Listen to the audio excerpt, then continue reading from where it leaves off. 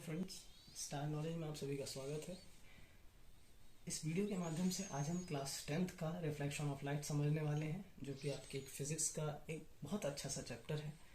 Friends, reflection of light जो chapter है, इसको समझने के लिए आपको पहले लाइट के बारे में थोड़ी बहुत बातें जाननी पड़ेगी।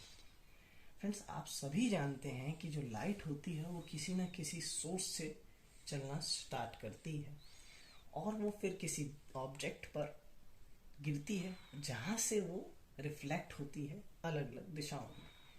देखिए फ्रेंड्स, अगर हम लाइट को देखें तो लाइट का कोई ना कोई सोर्स होता है। जैसे कि मान लीजिए सूरज आप सभी जानते हैं कि लाइट का एक बहुत अच्छा सोर्स है हमारा। सूरज से जो लाइट है बेटा, वो रेज की फॉर्म में निकलती है और ये बिल्कुल जो रेज है हमारी, वो अलग अलग डायरेक्शन में ट्रेवल करती हैं। अब मान लीजिए कि सूरज से जो रेज निकली वो लाइट रेज निकली और वो पहुंची पृथ्वी तक। अब बेटा, पृथ्वी पे आप जानते हैं हमारी अर्थ, इस अर्थ पे हम सभी रहते हैं और इस अर्थ पे बहुत सारी चीज़ें हैं जिनको हम अपनी रोज़मर्रा की ज़िंदगी में देखा करते हैं। फ्रेंड्स, कोई चीज़ हमें ऐसे ही नहीं दिख जाती। जब तक कि उस पर लाइट रेज गिरकर रिफ्लेक्ट होते हुए हमारी आंखों की रेटिना तक नहीं पहुंचेगी, फ्रेंड्स, हमें कोई चीज़ दिखाई नहीं देने वाली।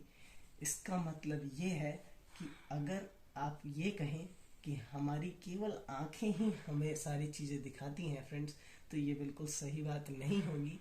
जब तक आपको कोई चीज़ रिफ्लेक्शन नहीं देगी अपना, तब तक आप उस चीज़ को नहीं देख सकते। फ्रेंड्स, रिफ्लेक्शन बहुत ही सिंपल सा चैप्टर है। आप आई होप समझे होंगे लाइट का थोड़ा सा कॉन्सेप्ट। अब आगे हम बात करते हैं फ्रेंड्स कि रिफ्लेक्शन क्या चीज़ होती है। फ्रेंड्स देखिए, रिफ्लेक्शन जो वर्ड है, इसका मतलब होता है किसी एक सरफेस पे किसी लाइट का गिरना और उसी सरफेस से लाइट का आगे टकरा कर बढ़ जाना। ये जो फिनोमिना होता है, ये रिफ्लेक्शन कहलाता है। फ्रेंड्स, इसके लिए सबसे बेस्ट एग्जांपल मैं आपको देता हूँ, जो आप आमतौर पर आप हमेशा देखते होंगे और आपने शायद खेला भी होगा। फ्रेंड्स, आप सभी क्रिकेट खेलते हैं। आप सभी जानते हैं कि जो एक बॉलर होता है वो इस एंड से बॉल फेंकता है और जो बैट्समैन होता है वो इस एंड पर इस एंड पर बॉल को खेलने के लिए खड़ा रहता है। जब बॉलर अपनी बॉल को यहाँ से फेंकता है फ्रेंड्स, तो वो इस पिच पर टकराती है और फिर वो आगे बढ़ती है। तो फ्रेंड्स, इसी फिनोमिनन को हम बोलते हैं रिफ्लेक्शन होना। फ्रेंड्स देखिए, रिफ्लेक्शन में आपको एक बात ध्यान रखनी पड़ेगी कि जो रिफ्लेक्शन होता है वो सिंगल सरफेस का खेल है। कहने का मतलब ये है कि फ्रेंड्स, जो ये लाइन या ये जो रे मान ले आप इसको, ये जब भी किसी सरफेस पर गिरेगी, ये उसी सरफेस से सेम मीडियम में आगे बढ़ जाएगी। इस फिनोमिनन को हम रिफ्लेक्शन ऑफ लाइट कहते हैं। जो लाइट रे इंसिडेंट होती है, इंसिडेंट का मतलब होता है कि जो सरफेस है हमारा, मान लीजिए ये हमारा सरफेस है, इस सरफेस पर जो लाइट रे आकर गिर रही है, उस लाइट रे का नाम होता है बेटा इंसिडेंट रे। क्या नाम होता है बच्चों? इंसिडेंट रे नाम होता है। और इसी सरफेस से जो लाइट रेज ऊपर उठती हैं आफ्टर रिफ्लेक्शन, तो उसका नाम होता है रिफ्लेक्टेड। क्या नाम होता है बच्चों? Reflected ray. ये तो बात हुई हमारी कि ये लाइट क्या है और रिफ्लेक्शन क्या है। आगे हम इस चैप्टर में ये देखने वाले हैं कि अलग अलग जो हमारी जो इस जो चैप्टर है, इसमें जो अलग अलग टर्म्स आपको देखने को मिलती हैं वो कौन कौन सी हैं। देखिए फ्रेंड्स, इस चैप्टर में जब हम आगे बढ़ते हैं तो हमारी जो एक पहली जो टर्म आती है वो आती है बच्चों ल्यूमिनस बॉडीज। क्या आती है बच्चों? Luminous bodies. देखिए फ्रेंड्स, ल्यूमिनस बॉडी कोई बहुत बड़ी चीज नहीं है। ये सिंपल सा कॉन्सेप्ट होता है कि ये वो बॉडीज होती हैं जो रिफ्लेक्ट कराती है। जैसे कि मान लीजिए कोई बल्ब हो गया, जिनके अंदर अपनी खुद की एनर्जी होती है, जो अपनी खुद की एनर्जी एमिट करते हैं, जो अपनी खुद की एनर्जी को एमिट करते हैं, या आप ऐसा कहें जिनके अंदर से खुद रेज निकलती हैं, फॉर एग्जाम्पल आपका एक लाइट बल्ब, फ्रेंड्स इनके अंदर एक अपनी खुद की एनर्जी होती, ये लाइट एनर्जी को एमिट करते हैं और ये लाइट एनर्जी को एमिट करते हैं और ये सभी डायरेक्शंस में उसको फैलाते हैं।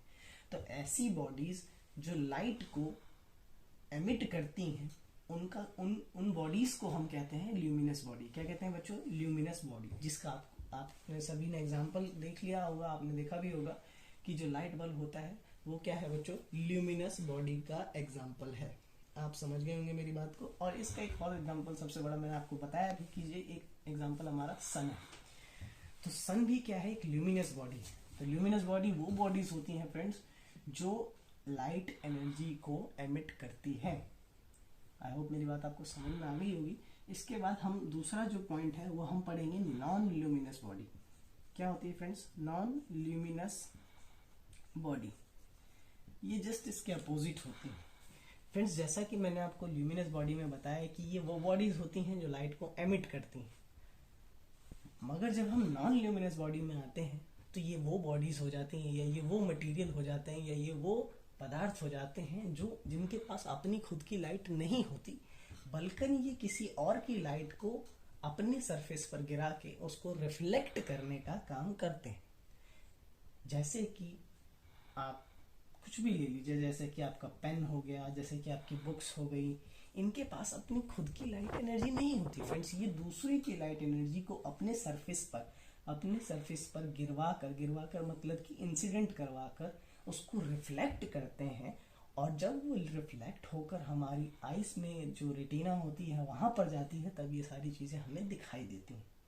इन्हीं बॉडीज का नाम होता है non luminous bodies. I hope आपको मेरी बात समझ में आ गई होगी। अब हम यहाँ पर जानेंगे कुछ जो ज़रूरी पॉइंट्स हैं जो आपको समझनी ज़रूरी है लाइट के बारे में।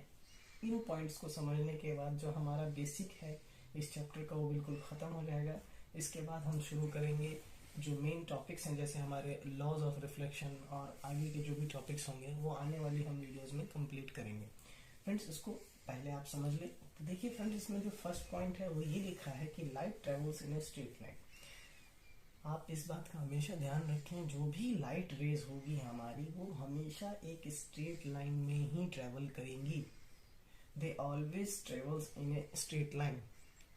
लाइट रेज हमारी कभी भी जिगजैग मोशन में ट्रेवल नहीं करती है फ्रेंड्स। वो कभी भी इस तरीके से ट्रेवल नहीं करेगी, वो बिल्कुल एक स्ट्रेट लाइन में ट्रेवल करेगी। आप इस बात का ध्यान रखें। दूसरी बात, light consist of electromagnetic waves and does not require any medium to travel. देखिए फ्रेंड्स, जो हमारी जो लाइट होती है उसमें बहुत सारी छोटी छोटी वेव्स होती हैं, इलेक्ट्रोमैग्नेटिक वेव्स हम जिन्हें कहते हैं।